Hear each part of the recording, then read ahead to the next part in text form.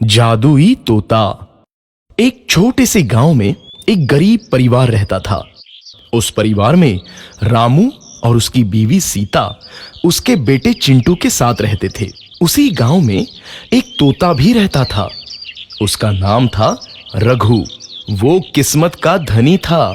जहां भी जाता वहां किसी भी चीज की कमी नहीं पड़ती थी। एक दिन रघु उड़ते उड़ते उस गरीब परिवार के घर गया। रघु सोचता है, अरे वाह, लगता है यहाँ आज बहुत अच्छा खाना मिलेगा। मैं पेट भर के खाऊंगा। वो एक कटोरी में रखे अमरूद देखता है। अरे वाह, अमरूद, मुझे तो ये बहुत पसंद है। मैं तो इसे पेट भर के खाऊंगा। रघु तोता अमरूद खाने ही लगता है। तभी सीता रघु को अमरूद खाते देखती है तो गुस्सा हो जाती है और उसे वहां से भगा देती है। भाग यहाँ से, न जाने कहां से आ जाते हैं। मैं तो परेशान हो गई हूं इनसे। सीता के भगाने के बाद रघु चुपचाप से एक कोने में रहता है। धीरे धीरे उस परिवार की बरकत होने लगती है।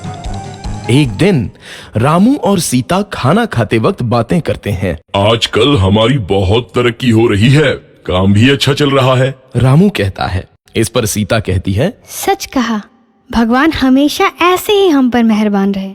बेटा चिंटू भी कहता है, पिताजी, मुझे खिलौना लेके दो ना, मेरे सभी दोस्तों के पास है। रामू कहता है, ठीक है, जरूर लाऊंगा। सीता कहती है, कितने खुश है सब, मेरे परिवार को किसी की नजर ना लगे। एक तरफ ऐसी बातें होती हैं तो दूसरी तरफ रसोई में रघु तोता भी अमरूद खाते रहता है। मजा आया, अमरूद खाया, मजा आया, अमरूद खाया, मजा आया। तभी सीता रसोई में आती है और रघु तोते को अमरूद खाते देख बहुत गुस्सा होती है। सीता रघु को बाहर निकालने के लिए पिंजरे में अमरूद रखती है। रघु जब अमरूद खाने लगता है तो पिंजरे का दरवाजा बंद हो जाता है और वो उसमें फंस जाता है। मुझे बाहर निकालो, मैं यहाँ फंस गया हूँ, मुझे बचाओ। अगले दिन सीता पिंजरा उठाकर बाहर दूर उस रघु को छोड़ देती है।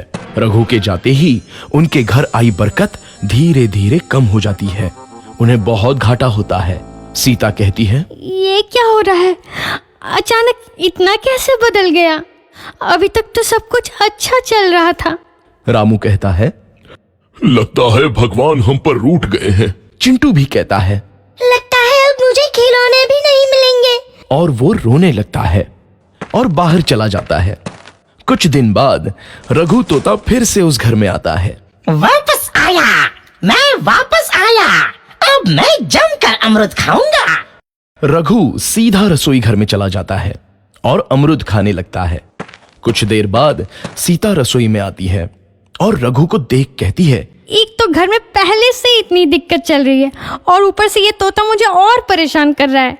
सीता रघु को वहां से भगा देती है। रघु उड़कर किसी कोने में छुप जाता है। कुछ दिन बाद धीरे धीरे उस घर की बरकत वापस आने लगती है। काम भी अच्छे से चलने लगता है। एक रात जब रघु तोता अमरूद खाने जाता है तो पिंजरे में फंस जाता है। ये लोग आखिर चाहते क्या हैं? एक तोते को शांति से अमरूद खाने क्यों नहीं देते? मैं कौन सा चोरी कर रहा हूँ? बस अमरूद ही तो खा रहा हूँ। तभी रामू वहां आता है और पिंजरे में रघु तोते को देख उसे बाहर छोड़ देता है। ये तोता भी कितना जिद्दी है, बार बार वापस आ जाता है। जैसे ही रामू रघु को छोड़ देता है, अगले दिन से फिर से उनके घर की बरकत जाने लगती है। काम में घाटा होता है। किसी को समझ नहीं आ रहा था कि ऐसा क्यों हो रहा है। रघु तोता घर आता है तो अचानक बरकत आती है और जब रघु तोता को बाहर निकालते हैं तो बरकत चली जाती है। एक दिन सीता रघु तोते के घर आने और बाहर जाने की स्थिति पर नजर रखती है। ये तोता जब भी घर आता है तो घर में बरकत आती है और जैसे ही ये घर से बाहर जाता है तो उसी के साथ बरकत भी चली जाती है। कहीं ये जादुई तोता तो नहीं है? अगली बार जब ये तोता घर आएगा तो मैं इसे कहीं नहीं जाने दूंगी। सीता रघु का बहुत इंतजार करती है, लेकिन रघु तोता दोबारा उस घर में कभी नहीं आता।